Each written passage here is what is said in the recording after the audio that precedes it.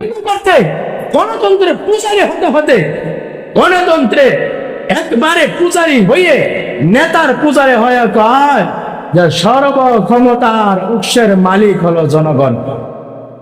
নাউজুবিল্লাহ ভাই জয় করেন, আরো জোরে কন সর্ব ক্ষমতার মালিক কে? আরো জোরে বলেন সর্ব ক্ষমতার মালিক কে?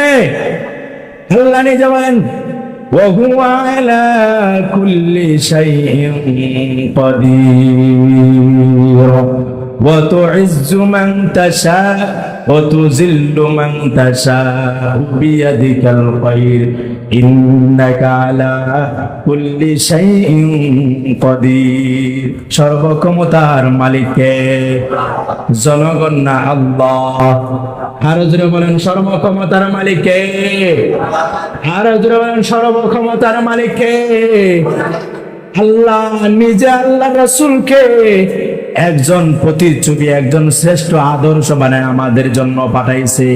রাসূলের আদর্শ যার ভিতরে থাকবে সেই হলো দুনিয়ার শ্রেষ্ঠ মানুষ। সুবহানাল্লাহ। আরে একজন আলেমকে মানুষ এত সম্মান করে কেন?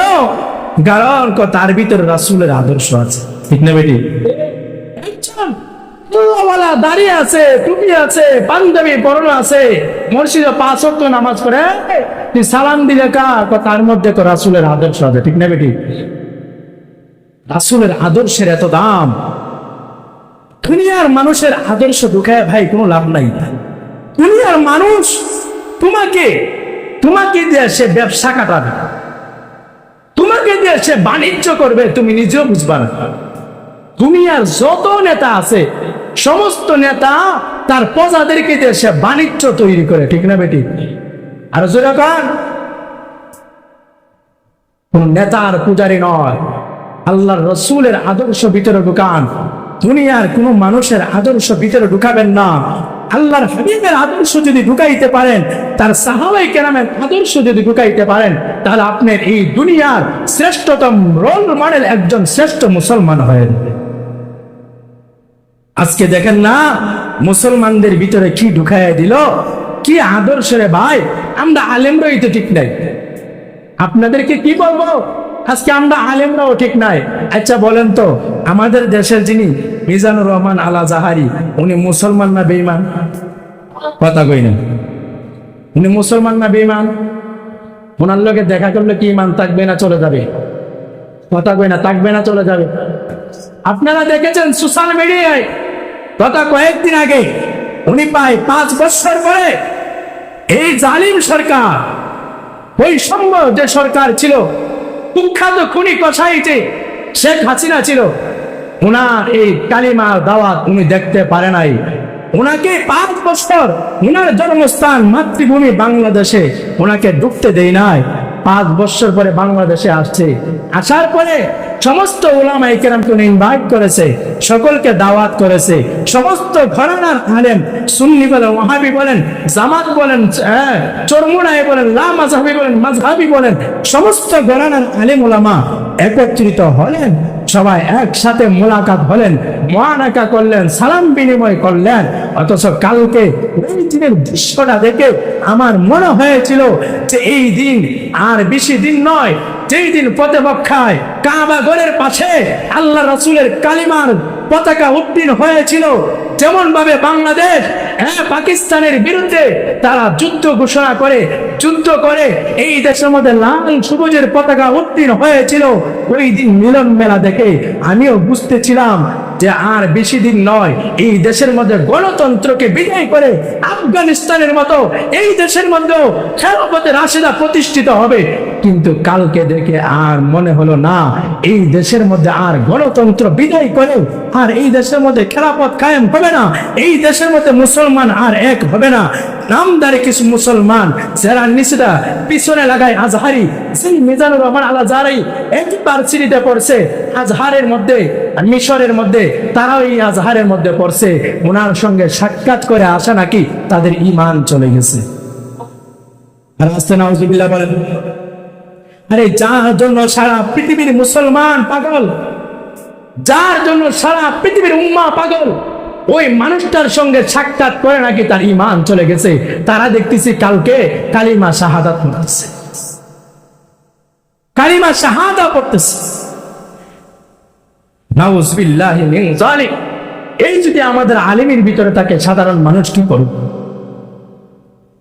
আমাদের ভিতরে যদি রাসূলের আদর্শ না থাকে, তাহলে আমাদের কি অবস্থা হবে?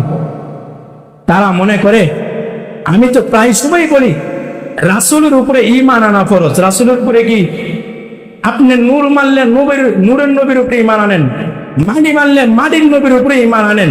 তবে আল্লাহ কি বলছে? ইন্নাল্লাযীনা আমানু ওয়া আমিলুস সালিহাত। তোমার কবরের মধ্যে ঈমানের প্রশ্ন করা হবে, আমলের প্রশ্ন করা হবে। রাসূল কিসের তৈরি, এটা তোমার ঈমান নয়। ঠিক না ভাই? ঠিক। রাসূলের উপরে ঈমান আনা তোমার ঈমান। অথচ এইটাকে পুঁজি করে আজকে তারা এমন অবস্থা করছে, ঈমান চলে গেছে।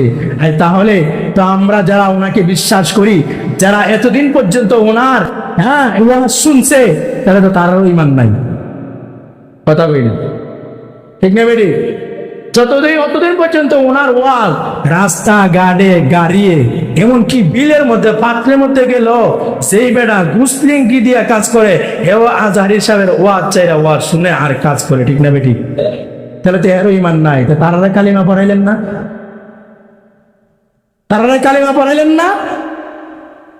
এই হলো আমাদের অবস্থা। ভাই, দুনিয়ার পূজারি বাদ দেন, একমাত্র আল্লাহ এবং রাসূলের পূজা করেন, আপনি শ্রেষ্ঠ মানুষ হয়ে যাবেন। ঠিক না বেটি? আমরা অন্ধভক্ত হয়ে গেছি। আমরা অনেকে মনে করি যা কেন্দ্রীয় মসজিদের খতিব যা কো তাওই সত্য, অন্য মসজিদের তো সব মিথ্যা। ঠিক না? এমন না? আমরা এমন হয়েছে, আমরা পীরের উপরে পুরা ঈমান, আল্লাহর কোরআনের উপরে এত ঈমান নেই। আমার পীর যা বলে এটাই সত্য। অনেকে গতকালকে আইসা আমাকে একজন বলতেছে, হুজুর মক্কাতে যারা যারা করে, আমরা ইডা করে তো আমাদের ঈমান। আমি কি না, মক্কা কোনো আমাদের ঈমান নয়। মক্কা দামি হয়েছে আমার রাসূল পায়া। যদি মক্কাতে যদি রাসূল না আইসা আমার বাংলাদেশের রাসূল আইতেন, তাহলে মক্কার সমতুল্য আমার বাংলাও দামি হয়ে যেত। ঠিক না বেটি? মক্কা আমার ঈমান নয়, মক্কা আমার রোল মডেল নয়।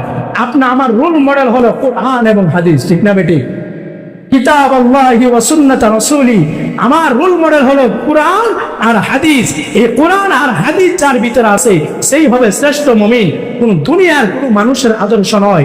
দুনিয়ার মানুষের আদর্শে আদর্শিত হব না, একমাত্র আদর্শে আদর্শিত হব আল্লাহর রাসূলের আদর্শ। কার আদর্শ? আমাদের ভিতরে কার আদর্শ থাকবে? আমরা কার আদর্শ নিয়ে বাঁচতে চাই? রাসূলকে সবাই মহব্বত করেন তো ইনশাআল্লাহ? সবাই মহব্বত করেন তো ইনশাআল্লাহ? তাহলে রাসূলকে মহব্বত করলে দুনিয়ার সব বাদ দিয়ে আল্লাহর ইবাদত, রাসূল যা করেছে তা আমাদের করা লাগবে। ঠিক না বেটি? রাসূল যা করেছে তা করা লাগবে কি লাগবে না? রাসূল নামাজ পড়ে কি পড়ে নাই? রাসূল জিকির করছে কি করে নাই? রাসূল কোরআন তেলাওয়াত করছে কি করে নাই? রাসূল একে অপরের সঙ্গে সালাম বিনিময় করে কি করে নাই? রাসূল একজন মুসলমান এমনকি বেঈমানের সঙ্গে আদর্শ ভালো ব্যবহার করে কি করে নাই?